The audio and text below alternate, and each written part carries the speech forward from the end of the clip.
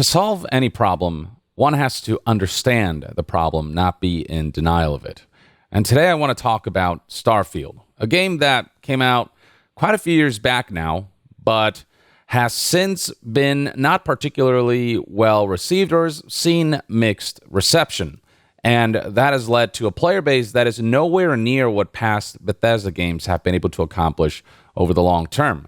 If we look at Steam charts right now for Starfield, you'll find that the all-time peak and current player numbers, while it is as high as it is, it quickly plummeted and has not recovered since. We're seeing some of the lowest player numbers we've seen for Starfield, barely being able to break through the 5,000 concurrent players mark.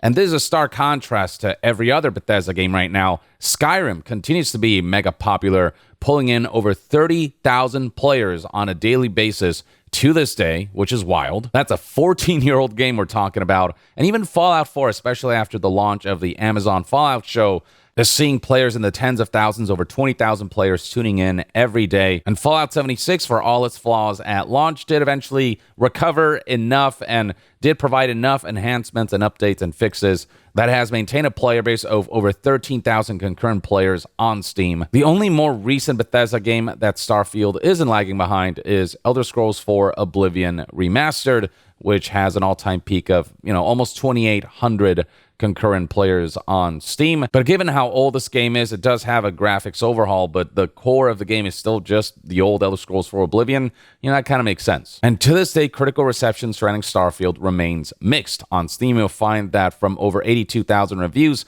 we've got a review score of 57%. And on Metacritic, you'll find that while the Metascore is still generally favorable, it is among the lowest rated Bethesda games, and the user score is mixed here as well. Now, we've already seen folks from Bethesda Game Studios try to explain why they think this particular game was critically more mixed compared to their past releases and why it's just not been doing as well. Todd Howard, for example, back in May of 2024, speaking to Kinda Funny, had this to say about the mixed reception of Starfield. Quote, "We see a lot of players saying, this is what I want out of a Bethesda game, which is to explore a world in a certain way, and Starfield didn't give me that. I prefer the way it's done in Fallout or Elder Scrolls." And while he expresses that he understands that, he also believes that, quote, "I do think for us, particularly me, going into a science fiction game, I want to be able to land on all the planets. I want the game to say yes to us, knowing that that content is going to be different than you have seen from us in the past." Basically, Todd Howard cites Starfield being kind of different from Fallout and Elder Scrolls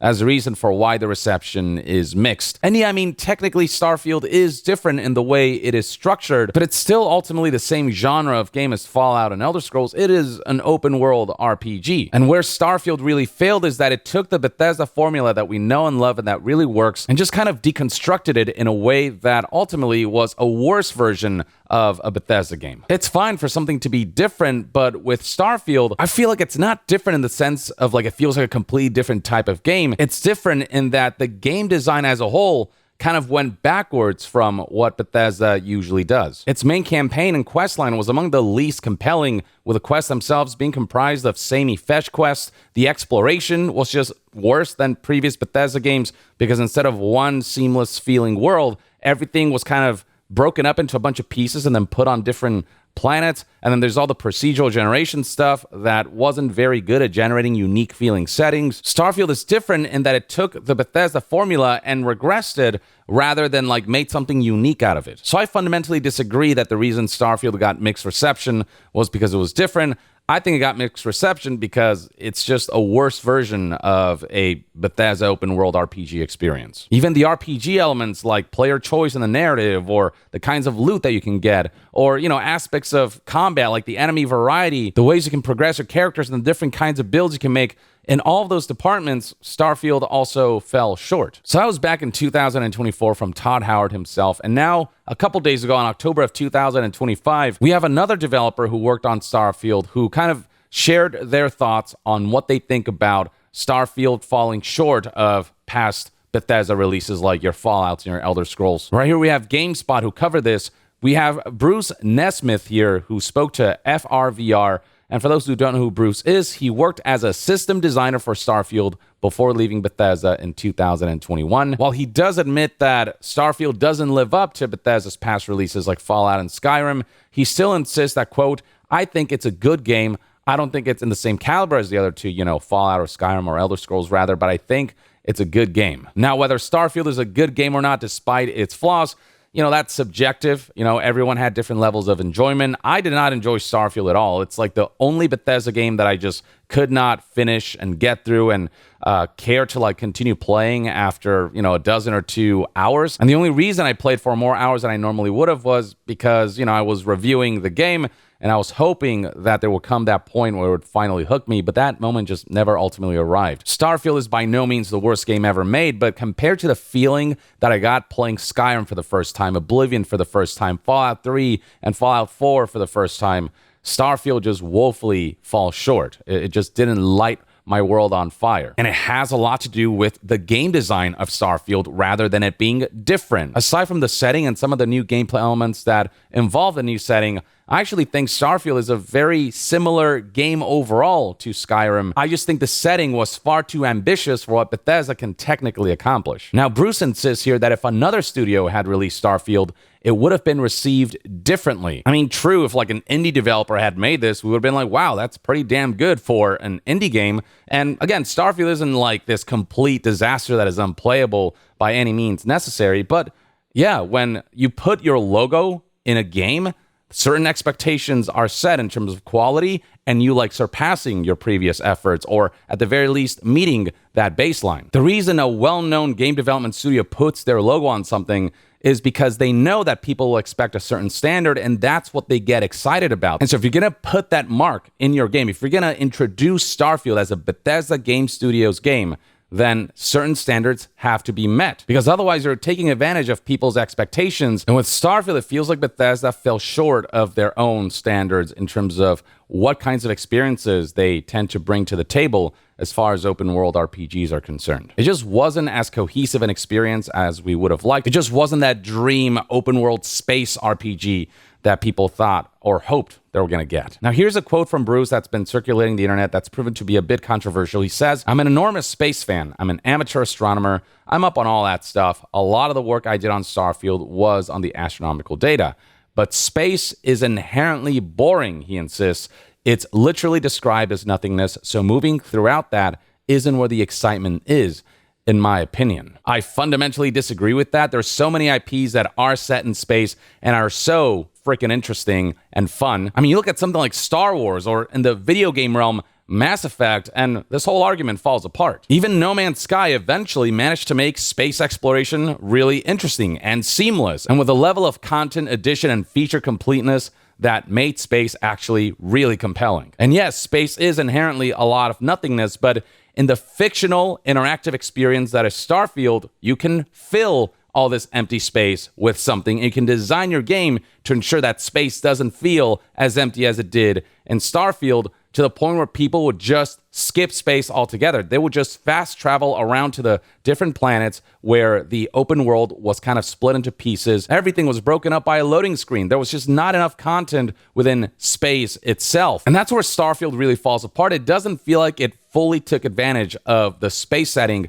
to its fullest potential. And how full of seams exploration was because the ambition of the Starfield intent far outweighed the technical abilities on the part of Bethesda. It made for a really disjointed experience where you were constantly seeing loading screens because everything was just so split up. And even within that disjointed experience, it didn't all coalesce into something compelling on numerous fronts, whether it be the quest, especially the main quest, whether it be the loot, whether it be the enemy variety, and especially where the procedurally generated planets are concerned. That's an area where this game woefully fell apart, and it would have been better served to have made a handful of planets that were really fleshed out instead of trying to recreate this thousands of planets kind of experience. And those are design decisions and technical limitations as well as artistic limitations that made Starfield a boring space experience. It's not that space is inherently boring, it's just that Starfield specifically, the way it was designed, made space boring. Space might be inherently boring in real life, but the whole point of fictional universes is that level of escapism that allows you to realize a version of space that is full of wonder, that is full of things to do, that is full of things to encounter. And Starfield just wasn't able to provide that to a level that people felt compelled by in the same way they felt compelled when they experienced Fallout and Elder Scrolls for the first time. The introduction of like a shipbuilding system and the ability to take your ship up to space, that was such a huge selling point of Starfield, and it feels like the game ultimately did so little with that, or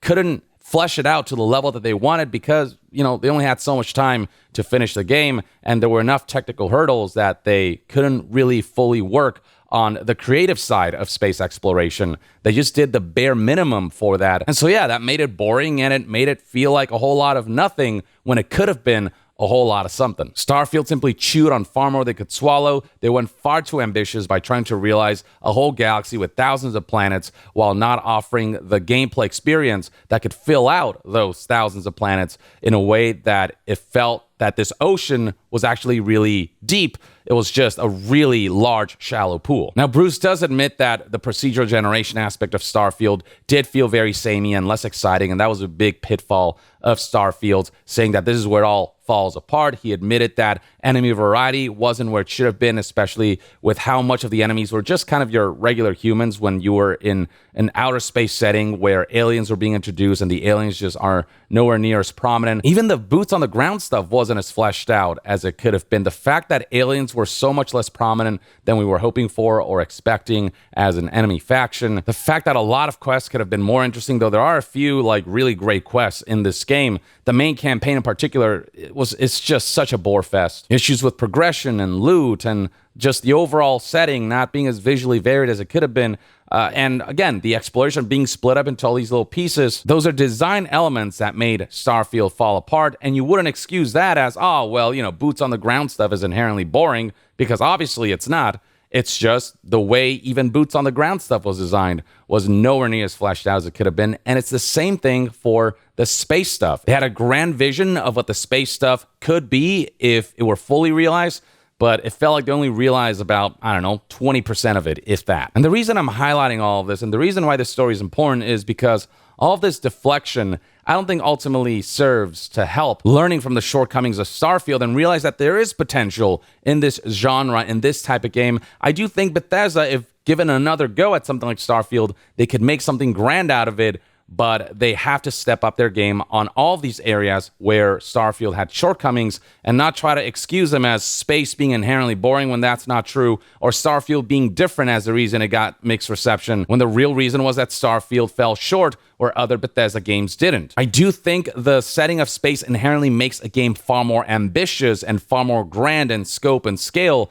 and there are a lot of design considerations and technological feats that have to be accomplished in order to realize it to the full potential. But I don't think space itself just is inherently boring and that the setting can't be made a fun game out of. I just want Bethesda to learn from their mistakes and keep making better games. I love Bethesda Game Studios titles, and I am looking forward to Elder Scrolls 6, but, my faith in Bethesda after the past couple misses has been shaken a little bit. I do think Elder Scrolls is their bread and butter. I do think when it comes to Elder Scrolls, they tend to nail it. And so I'd be hard-pressed to believe that they're going to completely screw up Elder Scrolls 6. And I think it has the most potential to see Bethesda come back in full glory. But I suppose only time will tell on that front. But I don't want, especially younger game developers, up-and-coming game developers, to buy into this idea that space games are inherently boring. And it's something that, I don't really need to say or convince people of, because people have played really great space setting games. I feel like Starfield almost came too soon, where they just weren't prepared to really take on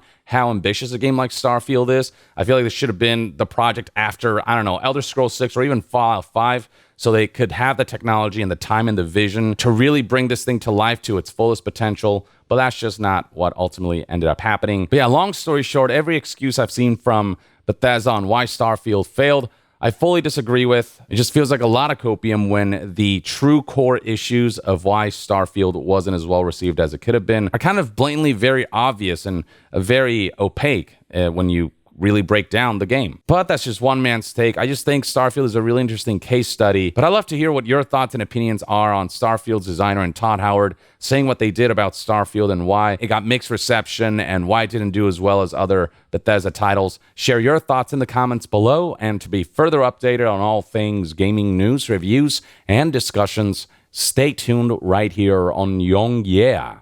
I'll see you guys next time. Young out.